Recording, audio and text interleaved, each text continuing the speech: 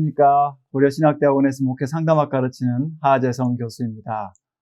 올해 여름에도 여러분들과 함께 아빠들을 위한 톡톡 대화법에 대해서 이야기하게 되어서 너무나 기쁘고 감사하게 생각을 합니다.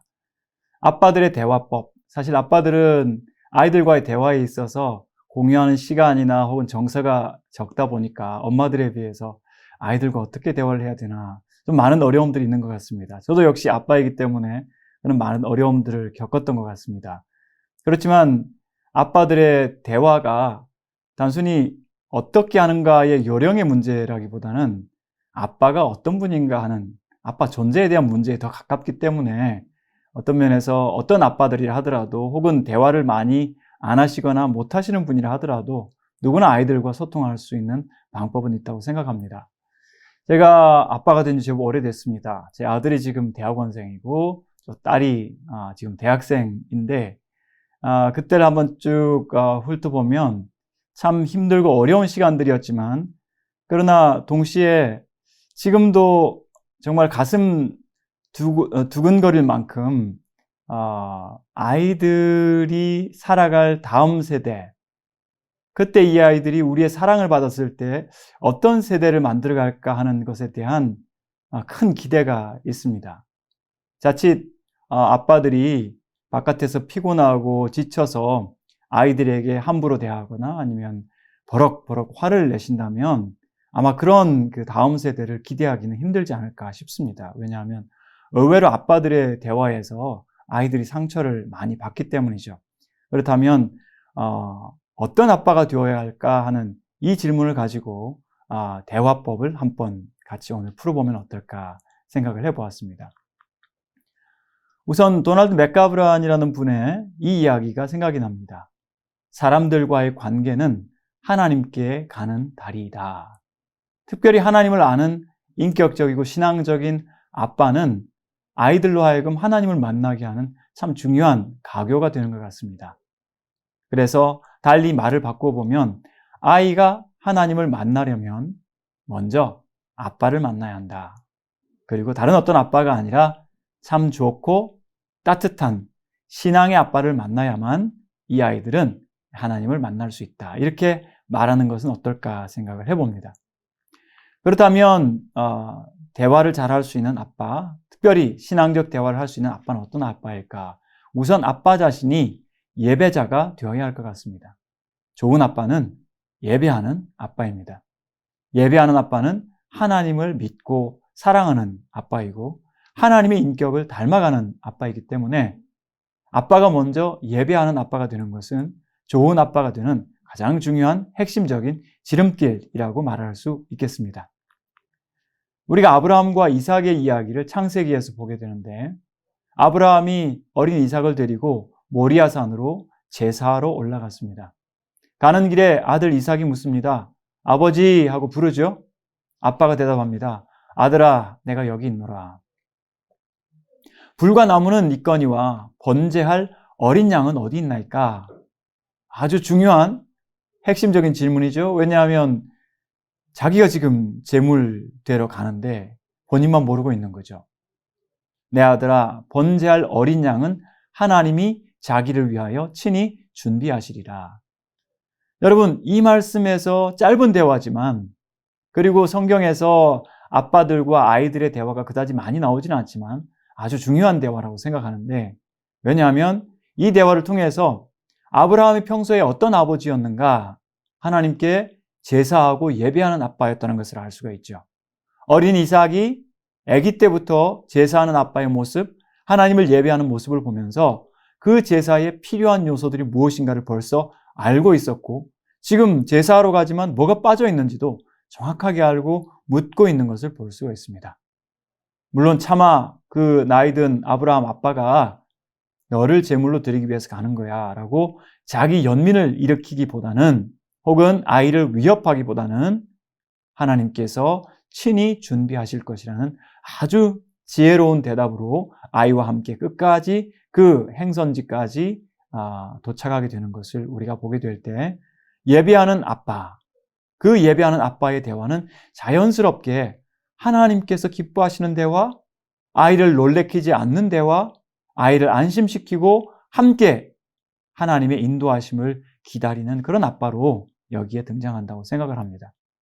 이런 경건하고 신실한 아빠와 달리 경건하지 못하여 다음 세대를 기약하지 못하고 결국 가문의 문을 닫아야 했던 엘리 제사장 가문의 아버지와 아들들의 대화를 우리가 사무엘상에서 엿볼 수가 있습니다. 아빠가 이렇게 이야기하죠. 내 아들들아 그리하지 말라. 내게 들리는 소문이 좋지 아니하니라. 안타까운 이야기죠. 왜냐하면 홈리와 비나스라고 하는 제사장 아들들이 하나님께 드리는 제물을 가로챌 뿐만 아니라 성전에 있는 여성들과 잘못된 관계에 빠지는 것을 보면서 이 아버지가 경고를 하고 있습니다. 하지만 이런 경고가 그들이 하는 행동에 비해서 너무 약했다는 것을 하나님께서 말씀하고 계십니다. 너는 어찌하여 내 아들들을 나보다 더 중히 여겨 내 백성 이스라엘이 드리는 가장 좋은 것으로 너희들을 살찌게 하느냐. 자, 하나님의 진단은 뭐냐 하면 엘리 제사장이 아버지로서 하나님보다 아들들을 더 중히 여겼다는 거죠. 그가 제사장이었고 제사를 주재하는 사람이었고 자식들도 제사장들이었지만 정작 그들의 중심에는 자기 자신들이 더 중요하게 여김을 받아서 자기 스스로를 더 중히 여겨서 하나님 백성 이스라엘이 드리는 가장 아름답고 좋은 것으로 자신들을 배불렸기 때문에 결국은 하나님께서는 이 가정을 심판하실 수밖에 없었다는 거죠. 이것은 우리 아버지들에게 굉장히 아빠들에게 두려운 경고를 줍니다. 만약 우리가 어떤 겉으로 드리는 예배의 생활이 있다 하더라도 우리의 중심이 하나님을 진심으로 귀하게 여기고 그리고 바르게 자녀들을 양육하지 않는다면 우리의 다음 세대를 기약할 수 없다는 거죠. 다음 세대는 하나님께 속하였고 미래는 하나님의 손에 있습니다. 이것은 아빠, 엄마가 세상을 떠난 다음에 일어날 일들이죠. 그 다음 일들, 우리 아빠, 엄마들이 닿을 수 없는 그때의 일들을 돌보고 책임질 수 있는 분은 유일하게 하나님이시라면 지금 우리 아빠들의 대화에서 예배하는 아빠의 모습이 드러나야 하겠고 이 말을 했던 엘리 제사장의 나이가 98세였습니다. 그렇다면 그 아들들도 적어도 60세가 되지 않았을까 저는 짐작을 하는데 적어도 우리 아빠들이 98세 될 때까지는 이 땅에 살아있는 동안에는 우리 아이들이 어떤 나이, 어떤 위치에 있든 상관없이 이 아이들이 하나님만 예배하고 하나님을 가장 귀하게 여기는 그러한 예배자들이 되도록 아빠들이 먼저 예배자가 되고 아빠들의 삶에서 우선순위가 하나님이 될 때 그때 비로소 우리는 바르고 건강한 아빠와 자녀들의 관계가 형성될 수 있고 유지될 수 있고 다음 세대가 기약될 수 있다는 것을 우리가 알 수가 있습니다. 그래서 엘리 제사장이 자기의 아들들이 저주를 자청하되 금하지 아니하였다는 이 말씀들 여러분 우리가 정말 가슴 서늘하게 경고로 받으면서 먼저 우리 아빠들이 좋은 예배자, 신실한 예배자가 되고 우리 삶의 중심에 하나님께서 계시도록 우리 모든 삶이 예배 중심의 삶이 될 수 있어야겠습니다. 그러기 위해서 우리 아빠들의 마음에는 말씀에 근거한 구원의 확신이 있어야 합니다. 아빠들의 마음에 구원의 확신이 없으면 흔들리고 그리고 요동할 수밖에 없습니다. 구원은 오직 믿음으로 말미암아 받게 되는 것이죠. 로마서 1장 17절 말씀을 기억하실 필요가 있습니다. 오직 의인은 믿음으로 말미암아 살리라. 우리가 어떤 행위를 가지고 구원받는 것이 아니라 예수 그리스도의 죽으심과 부활을 믿는 믿음으로 말미암아 우리가 구원받은 것을 기억하실 필요가 있고 로마서 3장 23절 모든 사람이 죄를 범하였음에 하나님의 영광에 이르지 못하더니라고 했죠. 우리 모두가 죄인입니다. 물론 우리는 예수 안에서 구원을 받았기 때문에 오늘 저녁에 부르심을 받는다고 해도 천국에 갈 수 있는 구원의 확신이 있습니다. 하지만 우리가 평생 살아가면서 주님 앞에 거룩하게 살려고 애를 쓰면 쓸수록 나의 죄가 더 크게 보이고 죄를 깨닫게 되고 하나님 앞에 더욱 겸손하게 되는 것 같아요.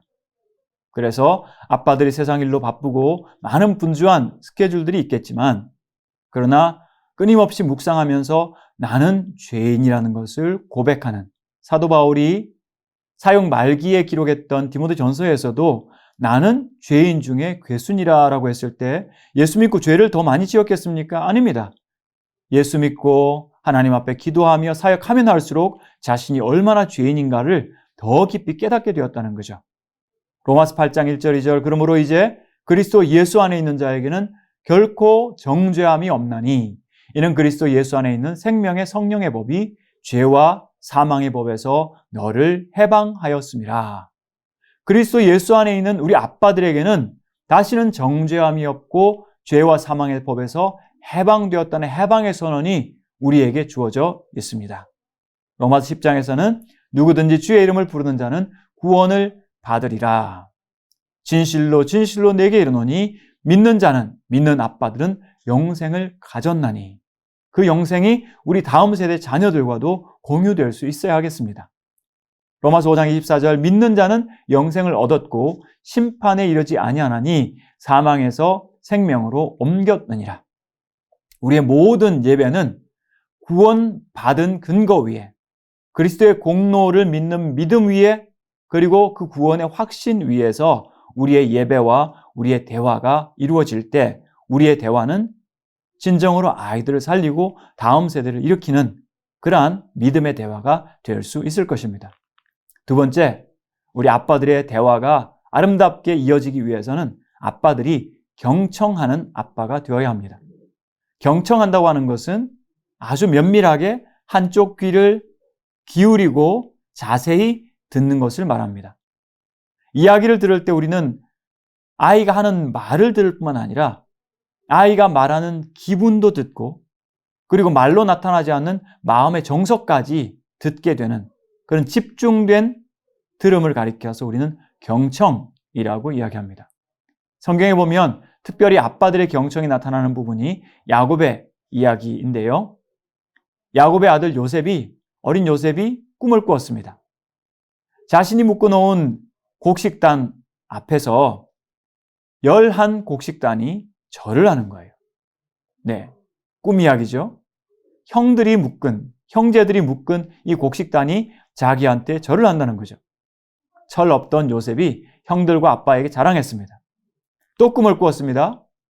하늘에 있는 해와 달과 별들, 11별들이 요셉을 향하여 인사를 하고 절을 하는 거죠. 이 장면을 이야기했을 때 형들은 분노하였습니다. 그런데 아빠는 생각했던 것 같습니다. 여러분, 아이들에게 우리가 궁금한 것이 있을 때 아이들의 이야기를 잘 경청하기 위해서는 먼저 잘 질문해야죠. 그게 무슨 내용일까? 같이 궁금해해야죠. 물론 이 아빠인 야곱은 아이를 좀 겸손하게 만들고 싶었던 것 같습니다. 하지만 아이들이 하고 싶은 이야기가 참 많다는 것을 우리가 안다면 아이가 어떤 화두를 꺼냈을 때 아빠들은 당황하지 말고 아이들에게 꼭 물어보았으면 좋겠습니다. 반드시 아이에게 먼저 물어볼 필요가 있습니다. 아이들에게 질문하는 것은 그것은 아이들을 존중하는 거거든요. 아이들에게 있었던 일에 대해서, 즐거운 일에 대해서, 화났던 일에 대해서, 심지어 아이들이 굉장히 흥분하고 기쁜 일에 대해서, 아이들이 꿈꾼 일에 대해서 우리가 궁금해하면서 질문하는 것은 아이 스스로 이야기함으로써 아이의 내러티브, 서사성을 살려주고 아이의 주체성, 내가 내 이야기를 할 때 아빠가 들어주시는구나, 이런 정말 아름다운 그런 대화의 시작을 이루어갈 수 있습니다.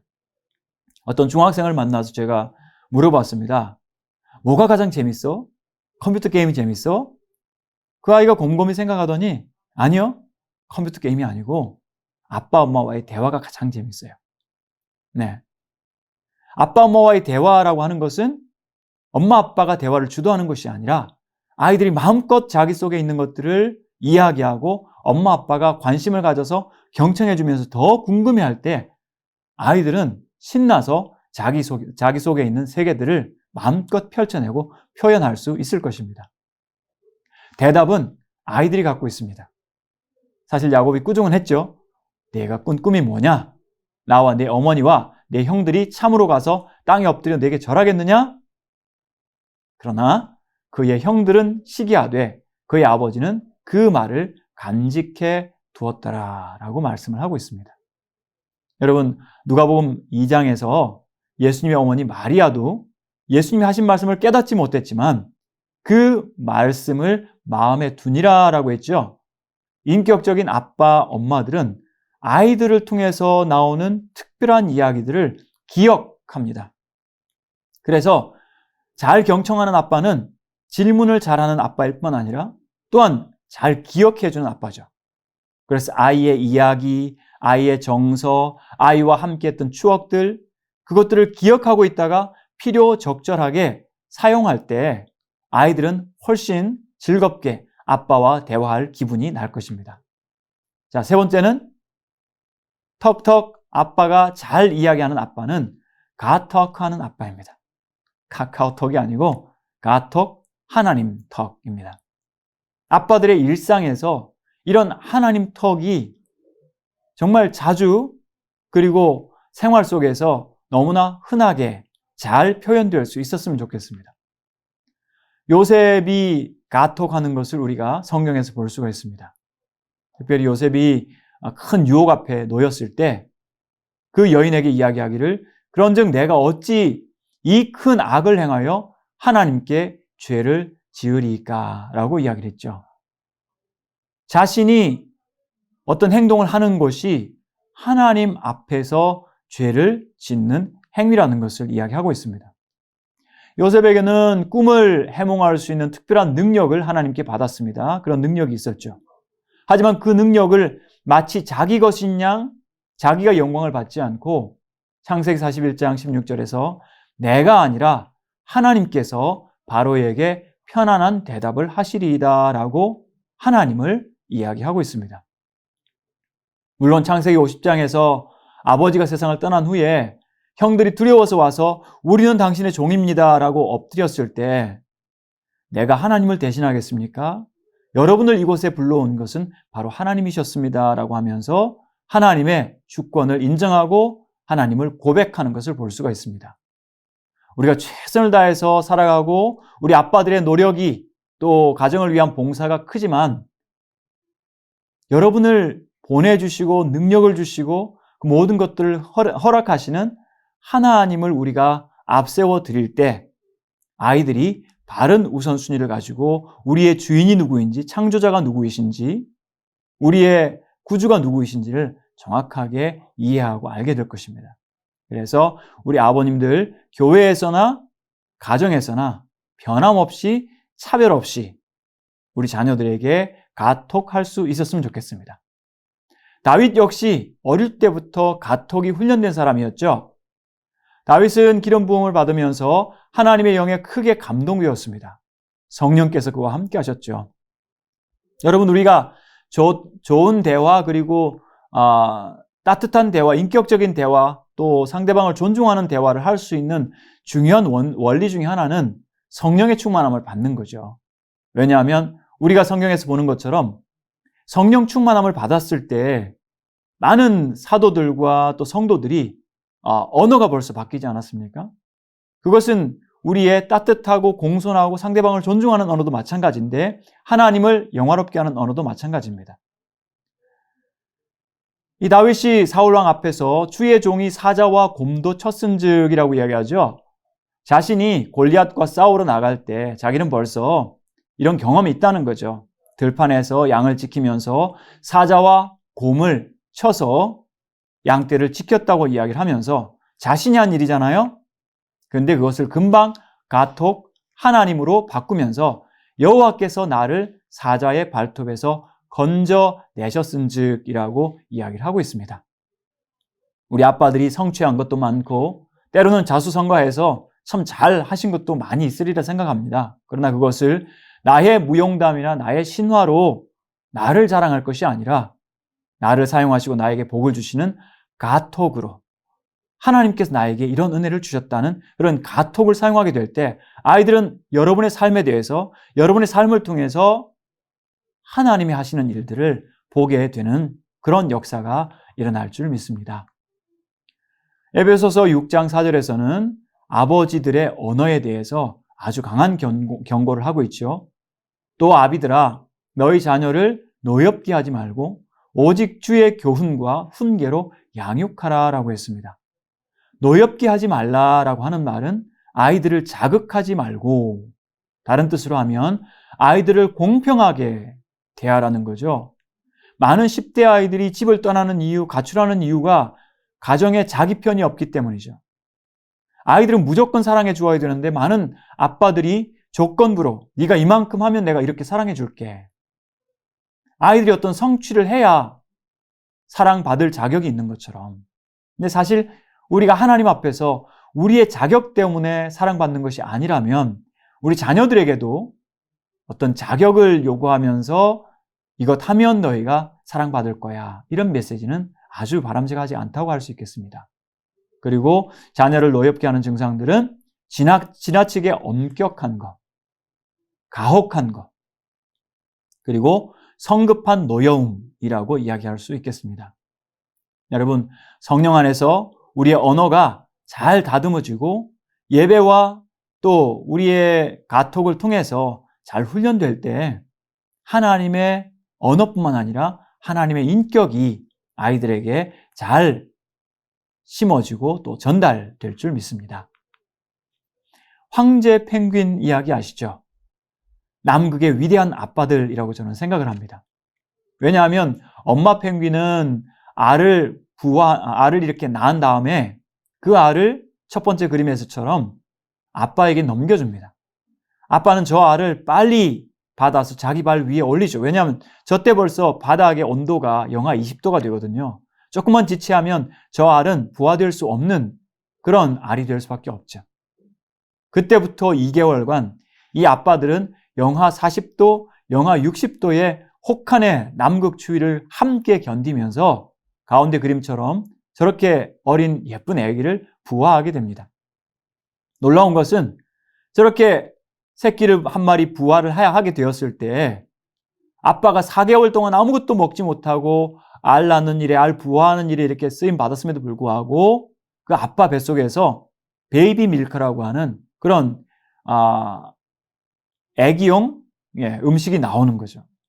그 음식을 처음 먹고 아기가 자라고, 그리고 조금 있으면 엄마가 돌아와서 이 교대함으로써 아이를 끊임없이 함께 양육해가는 모습을 볼 수 있는데, 하나님께서 이런 동물들에게도 아빠를 통해서 자녀들을, 다음 세대 새끼들을 이렇게 잘 양육할 수 있는 양분과 환경과 본능들을 주셨다면 우리 믿음의 아빠들한테는 상상할 수 없는 많은 자원들을 주셨기 때문에 우리 아빠들이 스스로 자기 자신에 대해서, 자기 자신의 경험과 역량에 대해서 과소평가하실 것이 아니라 성령 안에서, 하나님의 은혜 안에서 내가 얼마나 부요한 자인 것을 깨닫고 다음 세대를 위해서 꼭 필요한 양분들을 여러분들께서, 여러분 스스로 꼭 나누어 주실 수 있기를 부탁드립니다.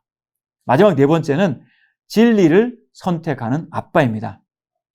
이것은 이제 아빠의 모든 대화 속에서 아빠의 신앙적인 중심과 그리고 여러분의 경험을 통한 바른 판단력과 분별력이 필요한 그러한 아빠의 모습이라고 이야기할 수 있겠습니다. 첫 번째, 아이들과 함께 대화하기 위해서는 아이들을 공감해 주어야 되는데 아이들이 경험하는 학교에서의 친구 관계에서의 혼란들을 먼저 있는 그대로 인정하실 필요가 있습니다. 때로 우리가 마음이 급해서 아이들의 문제를 좀 성급하게 해결해 주려고 하다 보면 먼저 아이들을 경청하거나 공감하는 일을 빠뜨릴 수가 있습니다. 마음이 급하고 문제를 빨리 풀어주고 싶고, 하지만 아이들에게 필요한 것은 문제 해결책에 도달하기 전에 아이들이 고민하고 있는 그 모습 자체를 귀하게 여기면서 그들의 혼란에 함께 참여하는 거죠. 멋지게 아이들을 구해주는 아빠가 아니라 아이들과 함께 끙끙대면서 고민하면서 그 아이들을 공감해주는 아빠를 아이들은 좋아합니다. 아빠가 아이고 학교에서 그런 것까지 배워? 몰랐네. 혼란스럽지 않았어? 물어보죠. 얘 많이 혼란스러워요. 그래, 그랬겠구나. 성경에서 틀림없이 하나님께서 천지를 창조하셨다고 말씀하는데 창조론에 대해서 동성애에 대해서 여러 가지 가치관이 이렇게 첨예하게 대립되는 그런 문제에 있어서 아이들에게 가르치는 세상 교육과 우리 부모님들의 가치관은 다릅니다. 그럴 때 아빠, 엄마의 가치관이 굉장히 중요한데 그 가치관을 바르게 세우기 위해서 기초 작업을 하는 것이 아이들의 혼란을 인정하고 공감해 주는 거예요. 그럴 때 일단 아이들과 마음을 트고 그리고 아이들과 공감하면서 아이들의 마음을 열어주는 역할을 여러분의 공감이 하게 되는 것을 볼 수가 있습니다. 그 다음 아이들이 이렇게 자신들의 어려움과 아픔과 고민들을 엄마 앞에서 아빠 앞에서 편하게 이야기하기 위해서는 먼저 아빠들께서 가정 분위기를 자유롭고 편안하게 만들어 주셔야 합니다. 때로 제가 상담 교수니까 상담을 하다 보면 가정의 긴장감이 굉장히 높고 시도 때도 없이 아이들이 불편과 고통을 경험하는 경우들이 많이 있습니다. 심지어는 늦게 직장에서 퇴근하면서 술 취한 아빠가 아이들을 모조리 깨운다거나 아니면 가정에 어려운 일들이 있어서 새벽 3시, 4시에 엄마가 경찰서로 달려가야 한다거나 이런 혼란스러운 가정에서 아이들이 건강하게 안정되게 클 수가 없고 그런 가정에서 바른 신앙을 아이들에게 심어주기란 거의 불가능에 가깝습니다. 또한 아이들이 어떤 이야기를 할 때 시끄러, 조용해, 너는 가만히 있어. 이렇게 아이들의 언어와 표현들을 묵살하고 무한하게 만드는 그러한 가정 분위기는 아이들을 결코 바르게 그리고 또 진리 가운데로 인격적으로 양육하기가 매우 힘들 것입니다.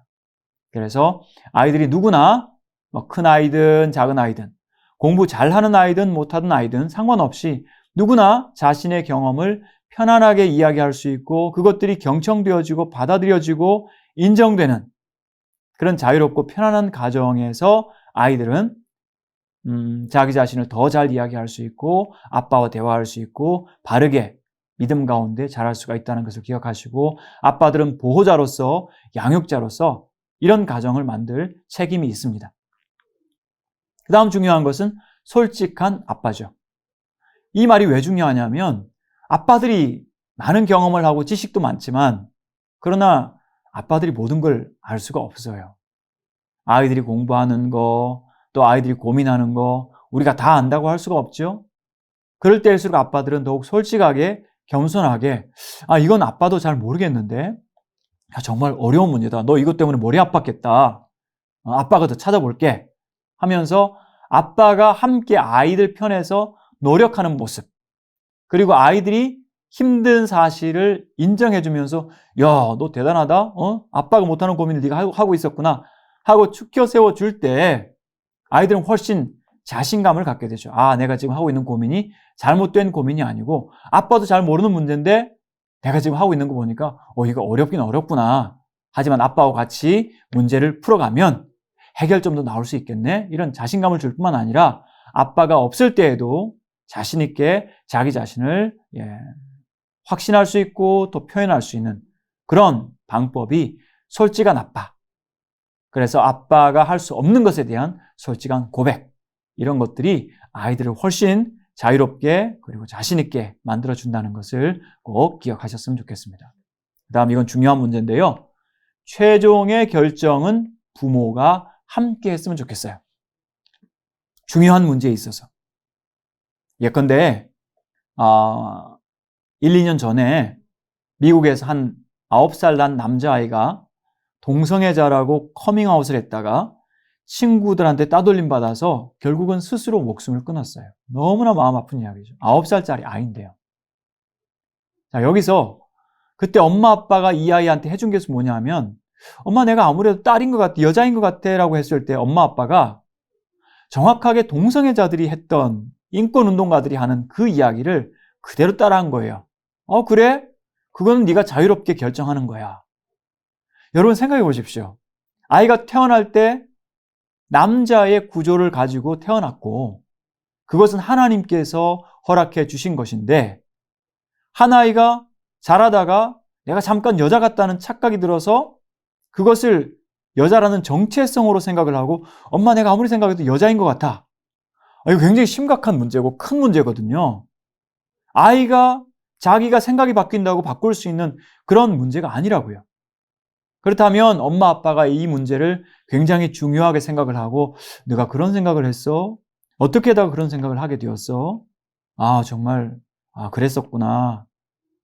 근데 성경에서는 이렇게 말씀하고 있고, 너는 지금 그렇게 느끼고 있으니까 우리가 어떻게 함께 이것을 고민해보자. 엄마 아빠 같이 기도할게 하면서 전적으로 아이 편에 서 주실 때, 사실 여러분, 많은 청소년들이 성정체성 장애라는 그런 장애를 경험합니다.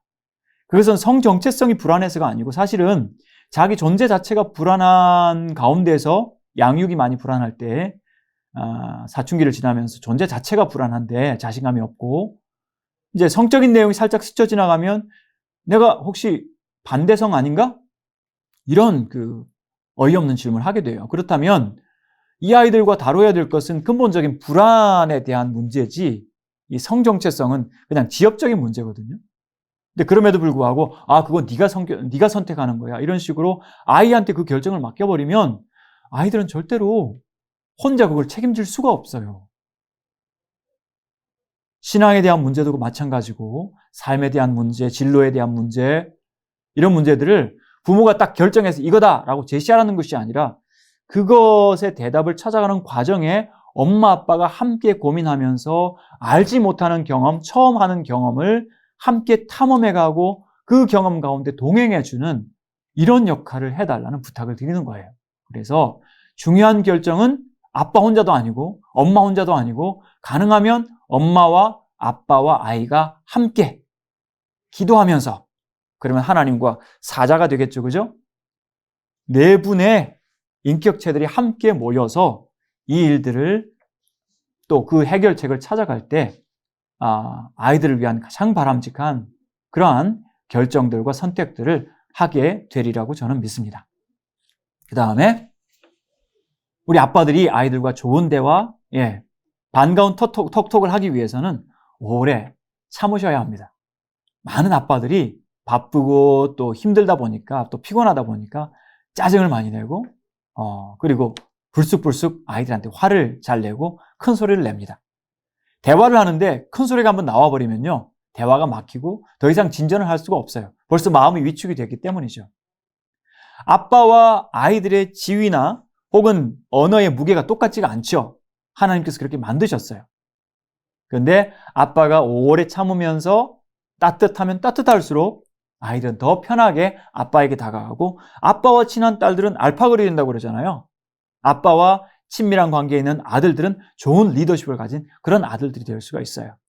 그래서 범사의 모든 일에 우리 아빠들이 오래 참으시길 바라요. 하고 싶다고 말을 다 하시면 안 되죠. 정말로 제가 그런 아빠들 봤는데요, 자기 아들한테 어마어마하고 끔찍한 이야기들을 많이 해요. 근데 점점 아이가 커가고 덩치가 나중에 아빠보다 커지니까 아빠들이 나중에 말도 못해요, 겁나서. 그런 성장과 또 미래가 있어서는 안 되겠죠. 먼저 아빠가 잘 참으시는 그런 모습을 보여주셨으면 좋겠고, 사랑은 오래 참는 거라고 하잖아요. 그래서 가능한 한 모든 일에 하고 싶은 말 다 하지 말고 욱 참기. 성내기를 더디하는 자는 분노하기를 더디하는 자는 성을 차지하는 장수보다 낫다고 이야기하지 않습니까? 이건 정말입니다. 그래서 아이들의 아름다운 미래를 위해서 아이들을 놀래키지 않고 쉽게 성내지 않는 그런 좋은 아빠들 꼭 되셨으면 좋겠어요. 그 다음에 아빠들이 아이들한테 사랑한다고 자주 말해 주셨으면 좋겠어요. 네. 어릴 때부터, 아기 때부터 우리가 이걸 습관화하면 조금도 부자연스럽지 않고 할 수 있는 그런 습관이라고 생각을 합니다. 사랑한다. 말로 하기 쑥스러우시면 문자로 한번 해보시죠. 카톡으로 한번 해보시죠. 그래서 아이들을 사랑하는 마음이 이렇게 우리가 내 방식대로 내가 원하는 어떤 선물들을 가지고 아이들을 설득하는 것이 아니고, 정말로 언어를 통해서, 또 한 줄 문자를 통해서 실제적으로 눈으로 볼 수 있는 그런 표현으로 나타날 때 아이들은 더욱더 아빠를 신뢰할 수 있고 아빠와의 친밀감을 느끼게 될 것 같습니다. 그래서 사랑한다고 자주 말씀해 주십시오. 그리고 마지막 7번째는요, 반드시 기도하는 아빠가 되셔야 합니다. 아빠들의 기도는 참 중요합니다. 아빠들이 하나님께 기도하며 하나님을 경외할 때 아이들의 미래가 열리고 아이들의 인격이 달라지고 삶이 달라지는 것을 볼 수가 있어요. 구체적으로 아이들의 이름을 부르시면서 기도하십시오. 아이들의 문제 하나하나를 매일매일 업그레이드 하면서 그 아이들을 위해서 하루하루 기도하는 시간을 꼭 가지셨으면 좋겠습니다. 아빠의 기도만큼 아이들에게 큰 힘이 되는 그러한 하나님의 능력은 없을 것이기 때문입니다. 그래서 여러분들이 아이들을 위해서 진심으로 기도할 때 하나님께서 역사하시고 우리가 세상 떠난 후에라도 하나님께서는 이 아이들의 미래를 책임져 주실 것입니다. 아빠들의 기도 절대로 땅에 떨어지지 않습니다. 아빠들이 좋은 아빠, 좋은 대화를 하는 아빠가 되기 위해서 하나님 하늘 계신 아빠와 먼저 기도하는 그런 영적인 거룩한 아빠들이 꼭 되셨으면 좋겠습니다. 그래서 우리가 지금까지 아빠의 대화에 대해서 이야기를 했는데 먼저 회개할 것들을 좀 몇 가지 살펴보면서 아빠들이 바뀌기를 제가 소원해 봅니다. 첫째, 자녀들을 향한 내 안의 분노와 경멸입니다. 하나님은 우리를 향해서 단 한 번도 경멸하신 적이 없어요. 하늘 아버지께서는 하나님의 자녀들을 경멸하시지 않습니다. 사랑하시고 오래 참으시죠. 근데 때로 아주 공부를 잘하셨던 아빠들, 사회적으로 잘 되신 아빠들이 보면 공부 못하는 자녀들 보면 한심하게 여기거나 비교하거나 경멸하는 경우들이 있는데요.